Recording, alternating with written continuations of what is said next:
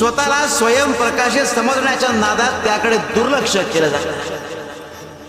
बळा जर आयुष्यात मोठं व्हायचं असेल तर आधी स्वतःमध्ये दुर्गुण ओळखता आले पाहिजे, ते सुधारता आले पाहिजे आणि शक्य होतं संस्कारांमुळे, गुरुच्या मार्गदर्शनामुळे.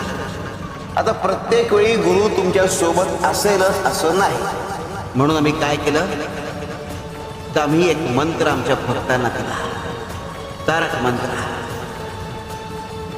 जेव्हा कधी भक्तांच्या मनात भीती असेल तेव्हा जर त्यांनी हा मंत्र वाचला तर त्यांच्या मनात ती भीती नाहीशी होईल.